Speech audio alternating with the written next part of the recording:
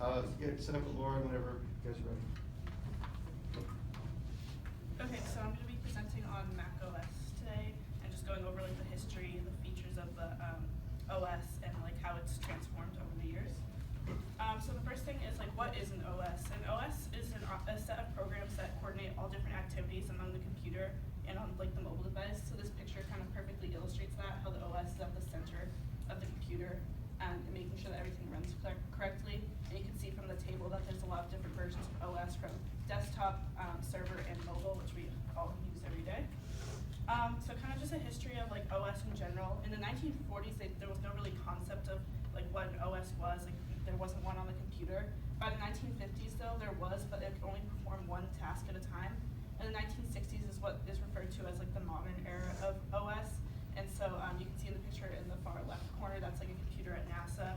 And so they were like calculating certain like projectile things that they needed to like launch their rockets. So that's like the modern era. So the types of operating systems, the single and multitasking operating systems.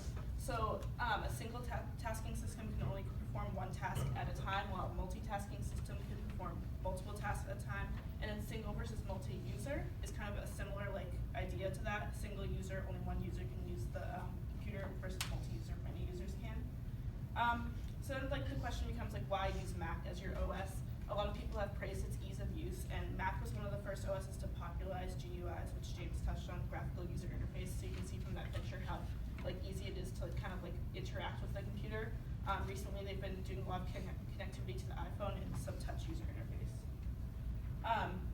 So the first like version of Mac OS, it can kind of be separated into two versions. The first is like classic OS, and so they have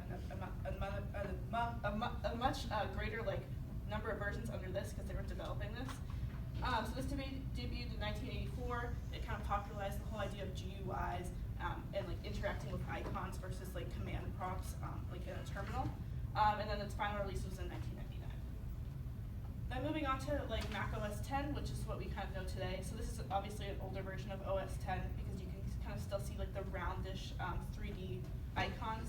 Today, like they've done a lot of flattening out the system and making it very clean and look very nice. But you can see that a lot of the features that they have with the dock and the GUIs, they've been carried over from classic Mac OS into Mac OS 10. So going into some features, multitasking is a great feature that is on Mac. So you have the ability to make virtual desktops. So you can see at the top of that picture on the left how you can have like multiple desktops with multiple programs running. And so that allows you to kind of keep a clean workspace, like you can see in desktop 2 that's empty. So if you want to start a new program, you can do that. And then something I'll be touching on later, though, is multitasking with your phone and the ability to kind of connect and hand off between the phone and the computer. Another feature that is kind of like the competitor to Cortana, which James touched on, is Siri. So Siri was just added, I think, in the most recent update of Mac OS 10.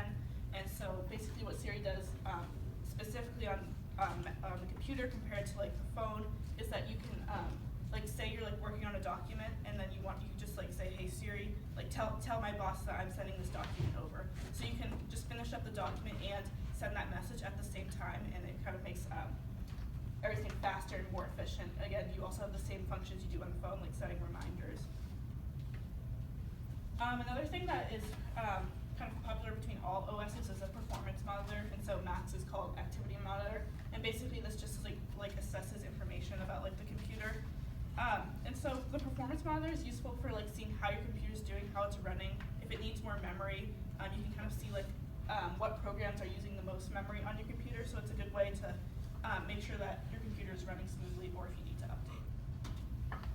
Another cool feature of Mac OS is actually smart folders. And so smart folders are super easy to set up. They're just like a regular folder. You just create a new like file, new smart folder. So like let's say you wanted all your presentations with the word sales in it. You can bring those all together into one folder. So instead of like searching around through all these documents, like the smart folder kind of collects everything together. So this is just a virtual folder. It's not actually like a real folder on your computer. So you could have like your sales presentation for the fall in like a document called like a folder called fall, and then you could have your sales presentation from the spring in like a spring folder. But the smart folder just brings them together into one place. And then there's something called the Automator, which a lot of people actually don't know about and don't use, but it's a useful tool of Mac OS. And so basically what the Automator does is it allows you to build custom workflows to perform perform simple and complex tasks. So some examples would be renaming files, combining PDFs, or converting file types. And so the benefit of this is that it removes the need to perform repetitive tasks manually. So here in this picture you can see that the images from Finder are being resized when you drop them onto an application, so that way you don't have to do that manually. Another feature that I personally use a lot is Quick Look. And so this is just basically viewing a file without opening it. And so by doing this, you just select the file, press spacebar, and you get like a quick preview of the file without having to actually open the program that it's like hosted in. So this is really useful for time saving, and then you see you have a bunch of options at the top if you want to actually open the file, share it, or view it in full screen. Another feature that is really popular among Macs and like iPhones and like their whole ecosystem is this integration between devices. And so one example of this is called the universal clipboard. And so let's say you like copy something from your phone, you can actually paste that right onto your computer. So in the example in the left-hand corner, you can see there's a document on the phone and it's right on the computer. But you have to make sure you have Bluetooth Wi-Fi enabled and that you're using the same iCloud account. Another feature that's kind of similar to this is called auto unlock, and so that's something similar to the universal clipboard, because if you're wearing like your Apple Watch and you approach it, the computer can like sense via Bluetooth that you can unlock your computer and you don't actually have to like type in your password. This is just like another cool like time-saving feature. Something else that's really useful is handoff. So let's say you're viewing something on Safari on your phone and you have Bluetooth Wi-Fi and like your iCloud account synced. You can actually take the web page you're viewing on your phone and take it right to your computer, so that way you don't have to like re-look up the link or anything. And then something similar to handoff is like calls via your iPhone. So let's say like you're working on your computer and you get a call, you can actually accept it right on your computer.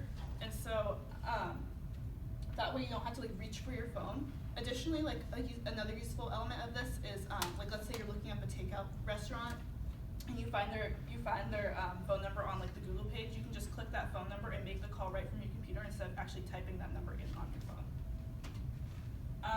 And then Apple Pay, this is just like another example of the continuity features. If you are using Safari, again, have Bluetooth, Wi-Fi, and iCloud all enabled, then you can pay for an item via supported sites, like just by using your watch or your phone or your iPad with your fingerprint, or with the watch, you click the little side button. So again, that makes it super easy. Your billing information is all there. You don't have to type that in. It's just another time-saving thing. So the future of where OS 10 is going. So recently in their like newest MacBook Pro, they added the touch bar. And so I think a lot of what they're going to be shifting from is like physical keyboards and ports. Like we're seeing that without the headphone port on the iPhone 7. And they want to like make these adaptable buttons, because the touch bar can adapt to whatever program you're using and it's customizable to the user. Whereas like static keys, like that's like their only purpose and their only job. So I think we'll see a lot of integration with touch and like the touch bar in the future of OS. Question?